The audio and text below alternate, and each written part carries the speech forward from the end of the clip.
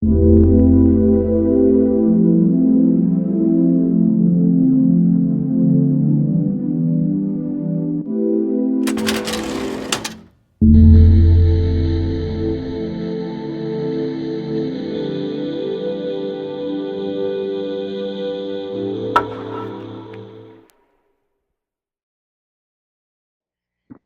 días, yo soy la doctora María Alejandra Andrade, médico residente de psiquiatría de tercer año. El día de hoy damos paso a la última sesión bibliográfica del calendario 2014-2015, en coordinación con la doctora Beatriz Cerda de la O, quien es médica psiquiatra adscrita a la Clínica de Género y Sexualidad. Inicialmente, vamos a plantear los antecedentes históricos del artículo, un poco sobre el panorama actual que se vive en México, los estudios preliminares que antecedieron la realización de este artículo, presentación del artículo y finalmente vamos a dar paso a la discusión.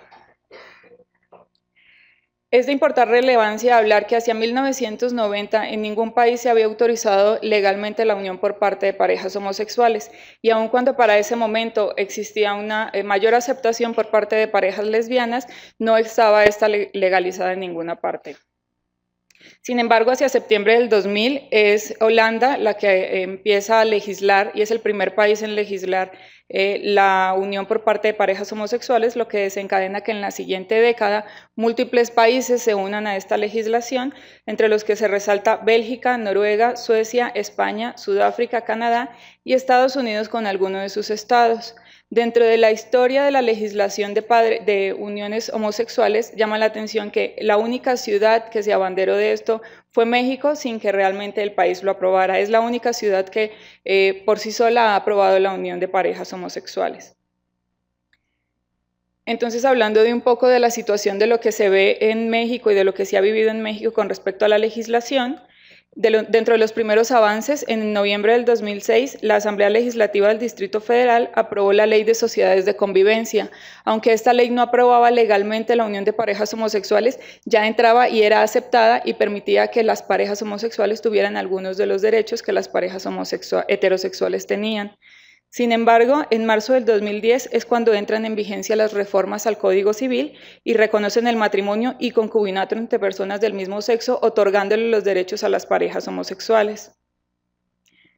En agosto 10 del 2010, la Suprema Corte de Justicia de la Nación aprobó el matrimonio entre personas del mismo sexo en el Distrito Federal, lo que apoyaba que aun cuando las parejas habían contraído matrimonio en el Distrito Federal, sus derechos deberían ser respetados en cualquier parte del Estado.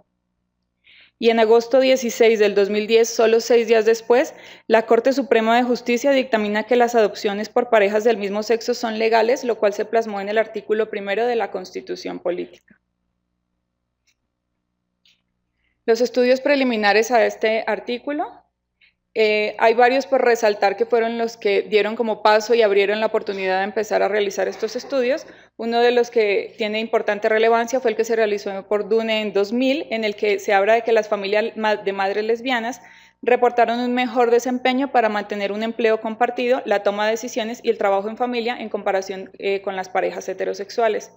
McCullon y Golombok hablan en el 2014 de que las parejas lesbianas tienden a igualar o superar a las parejas heterosexuales casadas en el tiempo que estos dedicaban a los niños, las habilidades de su crianza, la calidez y el afecto. Voss en 2007 reporta que las parejas lesbianas también promediaron una mayor satisfacción con respecto a sus relaciones entre sí y con la crianza. Y Forlog en 2008 reportó que en hijos de familias gay o lesbianas se encontraron diferencias en el ajuste psicosocial en comparación con hijos de familias heterosexuales. Es importante resaltar que dentro de los países que más ha realizado estudios acerca de las uniones homosexuales y la adopción de niños es Estados Unidos, quien a partir de su legislación hizo una rápida expansión de la recopilación de datos e investigación. Estados Unidos es de los pocos países que tienen una oficina del censo donde tiene una base de datos en la que se registran cuántos niños actualmente se encuentran adoptados por partes de parejas homosexuales y a partir de ese empezó a realizar algunos estudios. El de principal importancia fue que hizo un estudio de familias de la costa atlántica en el que se incluyeron todo tipo de familias sin hacer exclusión de que fueran familias homosexuales. Y se realizaron puntualmente 2 estudios, que es el Estudio Nacional Longitudinal de Familias Lesbianas y el Estudio Nacional de Padres Gay y Lesbiana. Actualmente son los dos estudios abanderados en Estados Unidos y a nivel mundial que tienen los datos más importantes y relevantes acerca de la adopción de niños por parte de parejas homosexuales. Otros artículos de importancia fue el publicado por FAR en 2010, en el que los padres adoptivos gay y lesbianas heterosexuales evaluaban los problemas de pareja y las relaciones con los hijos. En este artículo se reporta que los procesos de crianza son similares en niños adoptados por parejas gay, lesbianas y parejas heterosexuales. Los problemas que realmente enfrentaron los padres primerizos no estaban relacionados con su orientación sexual, sino con el estigma social que se producía al ser padres adoptivos homosexuales. Y la orientación sexual de los padres no condicionaba una dinámica de relación padre e hijo distinta a la que se había evidenciado dentro de los padres heterosexuales. Otro de los estudios de relevancia evaluó a través del comportamiento en el juego según el género en la primera infancia en niños adoptados de familias lesbianas, gay y heterosexuales. Este es un estudio con una muestra de 126 parejas, 44 lesbianas, 34 gay y 48 parejas heterosexuales. Se evaluaron a niños entre 2 y 4 años a través del juego. Lo que se reportó en importancia en este artículo es que las conductas estaban menos estereotipadas dentro de cada uno de los niños y los juegos y actividades del género eran menos típicos. Sin embargo, destacaban que los niños continuaban con su rol de género sin que hubiese como una pérdida de su identidad sexual, y lo único que mostraba era que eran un poco más flexibles al incluirse en juegos con niños de su sexo opuesto. Este artículo pues al final muestra que no se encontró que las hijas de los hombres gay fueran menos femeninas en su comportamiento en el juego que los hijos de madres lesbianas y padres heterosexuales, ya que es uno de los mitos que se ha desarrollado alrededor de la crianza por parte de padres gay. Y como finalmente pues lo muestra el artículo, los padres gay no proporcionan una doble dosis masculina de crianza, que es algo que se ha discutido y por lo que una de las razones por las que se llega a decir que no es adecuado que las parejas gay tengan adopción de niños. Otro estudio importante evaluó los factores preadoptivos como predictores de la calidad de la relación. Fue realizado en 2010 por Goldberg. Se evaluaron a los niños en el primer año de la paternidad adoptiva y este estudio lo que encontró fue que había una disminución en la calidad de la relación en las parejas durante el primer año de la paternidad, independientemente de cuál fuera su orientación sexual. Y que los padres que habían reportado síntomas afectivos y ansiosos previos a la realización de la adopción reportaron una disminución en la calidad de la relación en la pareja. Vamos a pasar a la presentación del artículo. Este es un artículo escrito por Golombok, Fiona Tasker y Michael Lamb. Fue publicado en marzo-abril del 2014, volumen 85 en Child Development. Los objetivos de este artículo se hablan de que es evaluar en hijos adoptados de padres gay, lesbianas y heterosexuales el bienestar de los padres, la calidad de las relaciones entre padres e hijos, la adopción del niño y el tipo de comportamiento sexual del niño. El diseño del estudio se trata de una investigación observacional analítica transversal. El método que se utilizó. Se evaluaron 41 familias gay, 49 familias heterosexuales y 40 familias lesbianas. Las fuentes de información fue la Asociación Británica de Adopción y Acogimiento, las agencias que habían autorizado la adopción de los niños y 2 grupos de apoyo que existen en el Reino Unido para familias adoptivas gay y lesbianas. Los criterios de inclusión que se utilizaron fue que eran niños entre los 4 y 8 años de edad. Cabe resaltar que en la muestra se incluyeron 2 niños que estaban a un mes de cumplir los 4 años de edad y 2 niños que acababan de cumplir su 9º cumpleaños. La duración con la familia debería ser por al menos 12 meses. La información sociodemográfica. Aquí lo importante dentro de los datos es que se vio cómo los padres heterosexuales tenían más tiempo de estancia con los menores y los menores habían sido entregados a menor edad con respecto a las familias gay y a las familias lesbianas. Con respecto al sexo del menor, y que es uno de los apartes que se pone al inicio del artículo, es que se vio cómo había una preponderancia para asignar mujeres a familias lesbianas y hombres a familias gay. Cabe resaltar que los padres en el Reino Unido no pueden escoger el sexo del menor al que van durante el proceso de adopción y son las agencias de adopción quienes asignan a los menores indistintamente del sexo. Esto ya nos muestra que realmente sí hay como un sesgo a la hora que se indica qué niño va a estar con qué familia, con la tendencia de que los niños se le están entregando a familias homosexuales y niñas a familias lesbianas sin que realmente los padres estén solicitando una distinción de sexo. Y pues un dato importante es que los padres heterosexuales tenían mayor edad a la hora de la adopción, esto en pro de que la adopción usualmente para padres heterosexuales es una de sus últimas opciones para empezar a tener un rol de padres, mientras que para los padres gay es una de sus primeras opciones para poder ejercer o formar como familia. Entonces esto hace la diferencia entre las edades de los padres a la hora de la adopción. El procedimiento que se utilizó, este es un estudio que se hizo en la Universidad de Cambridge y fue aprobado por ética, por el Comité de Ética de Investigación de esta universidad. Todas las familias fueron evaluadas en casa. Se hizo una firma de consentimiento informado a cada padre, así como al profesor del niño, y se hizo un consentimiento verbal con el menor. Se realizó una entrevista estandarizada que duró aproximadamente 1.5 horas que se le aplicaron a los padres, tarea de observación con el niño que duró de 5 a 10 minutos y los maestros completaron un cuestionario diseñado para evaluar el ajuste psicológico de los niños. Para que se proporcionara una mayor fiabilidad de las medidas de la entrevista y de observación, los datos de 40 familias seleccionadas al azar fueron evaluados por un entrevistador que era ciego al tipo de familia. Los instrumentos utilizados. A los padres se les aplicó el inventario de rasgo de ansiedad, la escala de depresión de Edimburgo, el índice de estrés de los padres y la entrevista semiestructurada diseñada para evaluar la calidad de la crianza. En esta entrevista habían puntos específicos a evaluar, que fue la expresión de calidez, la respuesta sensible del padre y del menor, el disfrute durante el juego, la cantidad de la interacción y la calidad de esta, frecuencias en los conflictos, nivel de los conflictos, la indulgencia disciplinaria y la agresión disciplinaria. A los padres e hijos se hizo unas tareas que se reportan como 8-Sketch y las tareas de co-construcción. Estas tareas en lo que se basan es, la tarea de Sketch se basa en que a los niños y al padre se les solicita que en conjunto realicen un dibujo en el mismo tablero. Lo que se trata de evaluar en esta tarea es ver qué tanta interacción existe entre el padre y el hijo, qué tanto el padre interviene durante la realización de la tarea y qué tanto el niño realmente permite que su padre intervenga.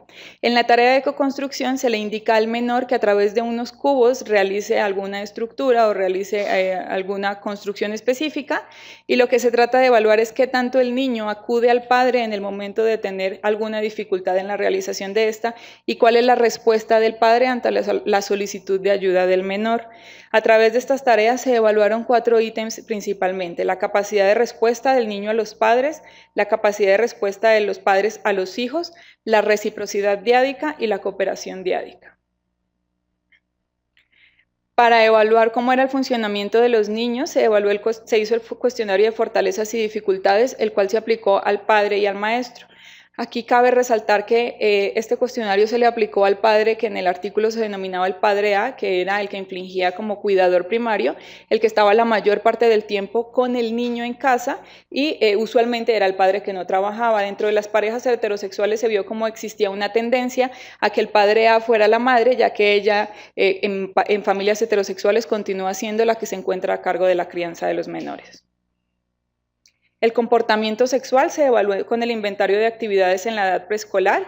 Es un cuestionario que está diseñado con el fin de diferenciar las conductas tanto dentro como entre los sexos. Los resultados del artículo.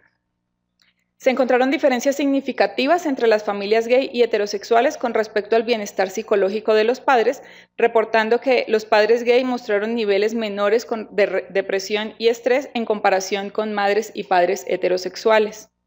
En esta tabla vemos entonces que para las entrevistas de índice de estrés parental y la escala de depresión de Edimburgo hubo diferencias significativas con respecto a los otros dos grupos. Con respecto a la calidad de la crianza, se vio que había mayores niveles de expresión del afecto expresado por parte de padres gay que de padres heterosexuales, y los padres homosexuales interactuaban más con sus hijos que los padres heterosexuales, lo cual se reporta en esta gráfica. Vemos como hay mayor expresión del afecto y sensibilidad en la respuesta. Dentro de la interacción, cabe resaltar que entre parejas homosexuales y parejas gay tuvo el mismo resultado, sin embargo se vio como había una tendencia a tener menores puntajes las parejas heterosexuales en cualquiera de los tres ámbitos estudiados en la interacción. La agresión disciplinaria. Hubo comparaciones entre familias gay y lesbianas, las cuales no mostraron diferencias significativas según el tipo de familia, sin embargo, sí se reportó que había menores niveles de agresión disciplinaria por parte de parejas gay que de parejas heterosexuales. Entonces aquí vemos cómo con respecto al conflicto, los padres heterosexuales tenían mayor agresión disciplinaria y, con respecto a la mutualidad, los padres gay reportaban una mayor respuesta del padre con respecto a los padres heterosexuales y las madres lesbianas. Para evaluar trastornos externalizados se llevaron a cabo mancobas para las subescalas de la SDQ, reportándose que los hijos de familias heterosexuales mostraron nivel más altos de hiperactividad con respecto a los otros dos grupos de estudio. Estas SDQ, tanto en padres como en maestros, tuvieron concordancia, siendo las dos teniendo diferencias significativas con respecto a la hiperactividad. Discusión. En el artículo se muestra cómo los padres gay no han experimentado el estrés de la infertilidad. Esto basado en que muy seguramente parte de los conflictos a la hora de los padres heterosexuales realizar la adopción es que esta es una de sus últimas opciones para ejercer como padres, lo cual lo diferencia básicamente de las parejas gay. El proceso de selección suele ser más riguroso para parejas homosexuales que desean adoptar, lo cual resultó siendo que tenían mayores niveles de compromiso con la crianza. En el artículo se describe que estos padres llegan a permanecer más tiempo en espera para poder adoptar el menor y que los requerimientos que se le exigen a ellos son mucho más estrictos que los que se les suele pedir a los padres heterosexuales. Y una buena relación entre los padres, así como padre e hijo, se relaciona con menos problemas en la escuela. Dentro de la discusión es importante traer a Patterson y Weinrich, que en el 2007 evaluaron a adolescentes adoptados por parejas homoparentales y se reportó que sus conductas, su atracción romántica y su ajuste escolar no diferían en función del tipo de familia o el género del o la adolescente. Los resultados de procesos de investigación previos sugieren que los niños de padres gay y lesbianas tienen relaciones positivas con sus compañeros y que sus relaciones con adultos de ambos sexos también suelen ser satisfactorias.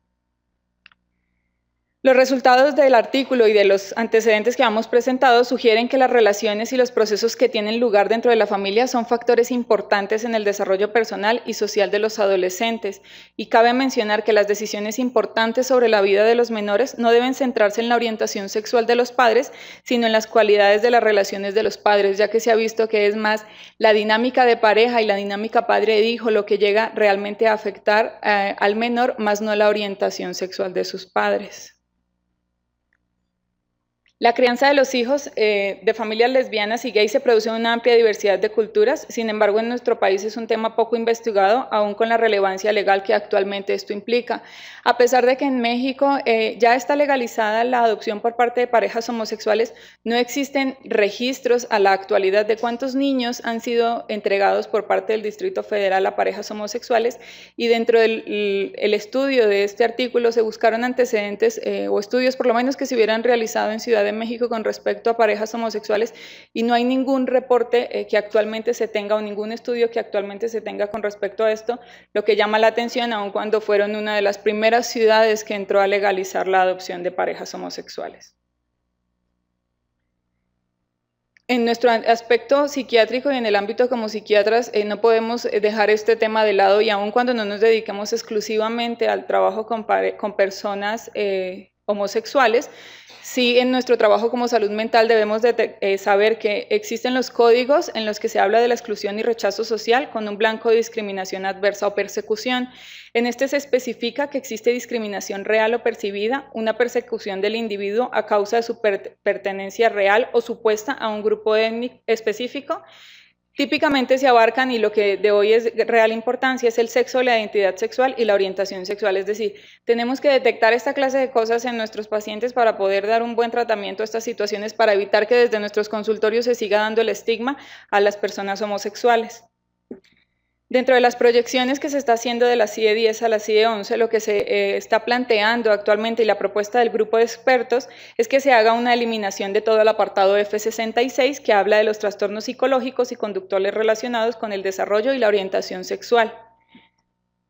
Las propuestas aquí son que todos estos códigos del F66 salgan y ya no existan, debido a que esto solamente es un parámetro para incluir y continuar con la discriminación, a pesar de que la homosexualidad hace bastante tiempo ya salió de los diagnósticos de los trastornos psiquiátricos, seguimos diagnosticando trastornos relacionados con la orientación sexual y es algo que ya no debería estar sucediendo con el fin de evitar el estigma.